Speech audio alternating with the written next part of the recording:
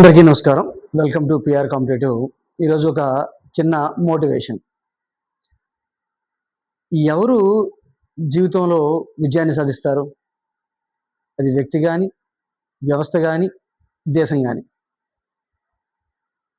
ఇక్కడ ఒక సమస్య ఒక మనిషిని చుట్టుముట్టినప్పుడు రెండు రకాల వ్యక్తులు ఉంటారు.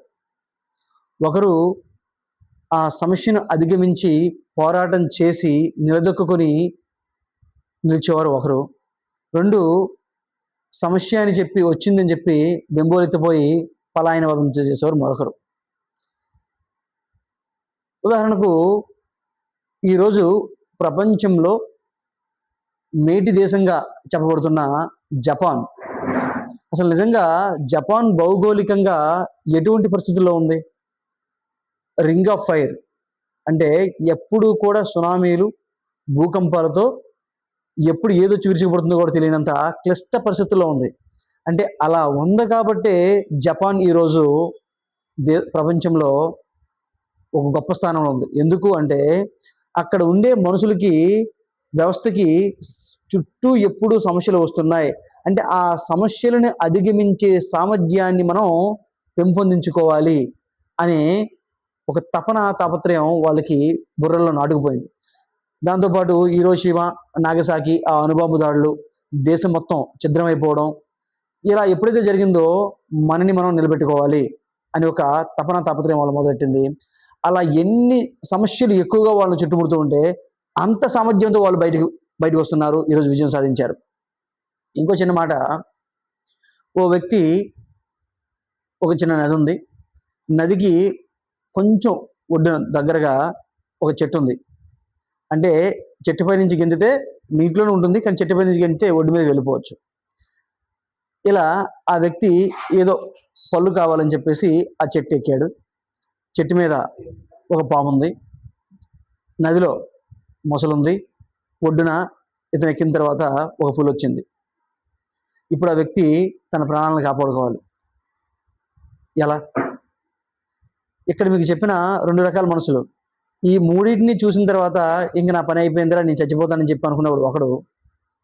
లేదు, ఎలా అయినా నేను బ్రతికి బయటికి వెళ్ళాలి అని తాపత్రయం ఉన్నవాళ్ళు మరొకరు. ఈ ఎవరైతే నేను జీవన పోరాటాన్ని కొనసాగించాలి అనుకుంటారో వాళ్ళు ఏం చేస్తారు? ఈ మూడింటి నుంచి బయటపడాలంటే ఏం చేయాలని ఆలోచిస్తారు. అప్పుడు ఈ మూడింటిలో బలహీనమైనది ఏది? వాడు గుర్తుపెట్టుకోవాలి.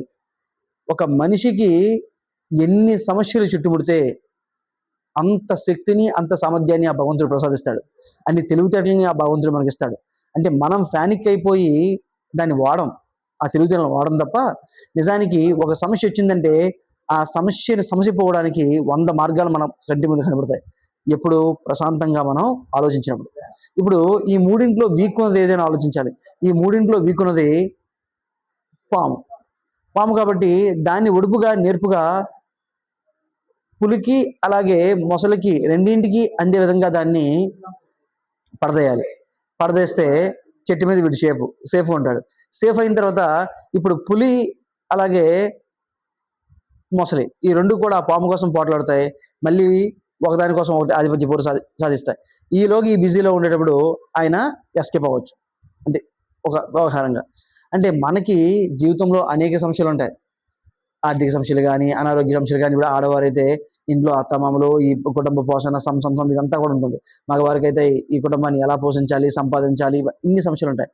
ఇన్ని సమస్యలు ఉన్నప్పటికీ కూడా, ఇంత కష్టాలు ఎదురుస్తున్నప్పటికీ కూడా మనల్ని మనం నిరూపించుకోవడానికి అవకాశాలు కూడా అన్నీ ఉంటాయి. కాబట్టి ఉద్యోగం చేస్తారా, వ్యాపారం చేస్తారా, ఏదైనా 10 మంది హర్షించేదగ్గ ఏది చేసినా కూడా ఈ సమాజంలో మనల్ని హర్షిస్తుంది. కాబట్టి ఇప్పుడు మన కాంపిటేటివ్ పాయింట్ ఆఫ్ వ్యూకి వచ్చేసరికి ఏంటంటే, మీకు ఎన్నైనా సమస్యలు ఉన్నాయండి, మీరు విజయం సాధించాలంటే మీరు చేయాల్సింది ఒకే ఒక్కటి. ప్రతిరోజు 24 గంటల సమయం. ఈ 24 గంటల సమయంలో 6 గంటలు నిద్రపోతుంది, 18 గంటలు. మీ ఉద్యోగానికి ఒక 10 గంటలు పోతుంది, 8 గంటలు. మీ స్నానపానాదులు అంతా వ్యవహారం అంతా కలిపి ఒక 4 గంటలు పోతుంది. ఇంకా మిగిలింది మనకి 4 గంటలు. ఈ 4 గంటల్లో పోని ఓ 2 గంటలు తీసేయండి, ఇంకా 2 గంటలు. ఈ 2 గంటల పాటు మీరు ప్రతిరోజు చదవగలిగితే ఖచ్చితంగా సక్సెస్ అనేది సాధిస్తారు. ఇంకో విషయం ఏంటంటే మీరు 2 గంటలు కూడా పూర్తిగా కూర్చొని చదవాల్సిన నెసెసిటీ ఏం లేదు. 10 నిమిషాలు దొరికినా కూడా మీరు సాధించవచ్చు, చదవచ్చు. ఇలా మీరు ముక్కలు చేసుకొని ఏదైతే ఒక లక్ష్యం ఉందో, ఇప్పుడు మనకి ప్రాచీన సాహిత్యం, ఆధునిక సాహిత్యం, ప్రాచీన ప్రక్రియలు, ఆధునిక ప్రక్రియలు, కవులు, కవితోద్యమాలు, సంస్కృత సాహిత్యం, సాహిత్యం ఇవన్నీ ఉన్నాయి. ఇవన్నీ ఉండేటప్పుడు మీరేం చేస్తారు? ఓకే, ఒక ప్రాచీన సాహిత్యం తీసుకున్నారు. ఈరోజు ఒక శ్రీనాథ యుగంలో సగం, రేపు శ్రీనాథ యుగంలో మరికొంచెం, ఇలా ముక్కలు చేసి చదవడం మొదలు పెడితే ఈజీగా ఆ కొండ కూడా తరిగిపోతూ ఉంటుంది. అలా ఎవరైతే ప్రతినిత్యం క్రమం తప్పకుండా చదువుతారో వాళ్ళ జీవితంలో ఖచ్చితంగా ఉద్యోగపరంగా సక్సెస్ అవుతారు. ఇంకా వ్యాపారం, వ్యవహారం అంటే వాళ్ళ యొక్క దీన్ని బట్టి వాళ్ళు చేసుకుంటూ ముందుకు వెళ్తే, ఒక మనిషికి సమస్య వచ్చిందంటే ఆ సమస్యకి తగ్గ పరిష్కార మార్గాలు మన కంటి ముందే కనిపిస్తాయి. ప్రశాంతంగా ఆలోచించడంలోనే ఉంది. కాబట్టి ప్రశాంతంగా ఉండండి, జీవితాన్ని ఆస్వాదించండి, ముందుకు సాగండి. All the best.